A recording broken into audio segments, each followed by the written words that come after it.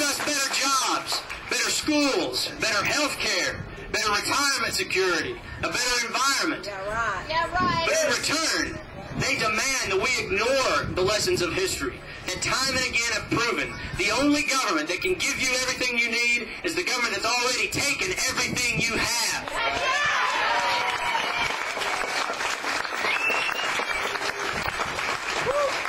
If you think that can never happen in America, consider with me for a moment a typical day in the life of the average taxpayer in 2009. Joe taxpayer wakes up in his bed, which when he bought it, he paid a sales tax. Yeah. In a home that he will, long after he's paid off his mortgage to the bank, continue to pay property tax. Yeah. Then he goes down to get into his car, which when he bought, he paid a sales tax. Fills it up with gasoline, pays a gas tax. If he stops for a cup of coffee, a bite to eat, he pays a sales tax. Then he pays to go through a toll booth to get onto a road that he's already been to build. All this before he gets to work. Yeah. And once he gets to work, before he can keep any of the money that he earns for his labor, the government reaches into his pocket and takes more than their fair share in income.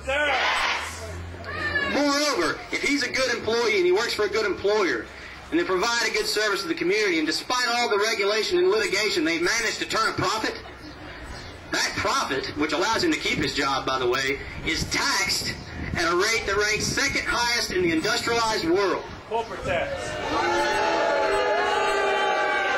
After all this, if he manages to hold on to a little bit of his money, maybe invest it to save for his own retirement or his kids' college, if that investment turns out to make some money, he pays a capital gains tax.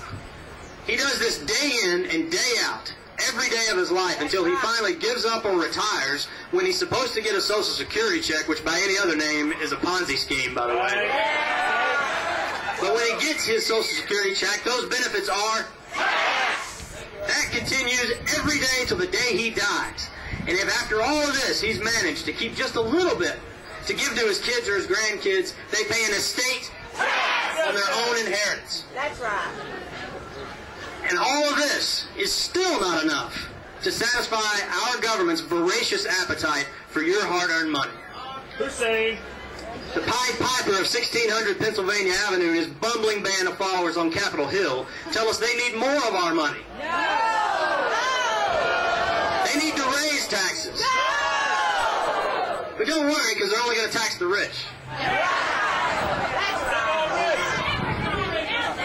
Their latest endeavor at generational thievery is called the Cap-and-Trade program on carbon emissions, which is nothing more than a backdoor tax hike on the production and consumption of energy that results in the largest tax increase in U.S. history. Right.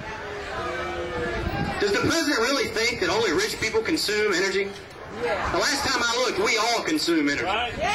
Rich, poor, middle class, everybody. All in the name of combating global warming. If they're truly concerned about combating global warming, they could take a long look in the mirror. Because if there's one thing the folks in D.C. are proficient at, it's the production of hot air.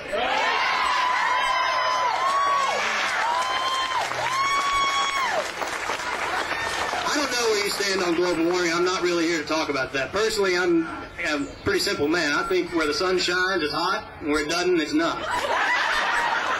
Jump science. Speaking of places the sun doesn't shine, I can't think of a better place to tell our government to stick those energy taxes.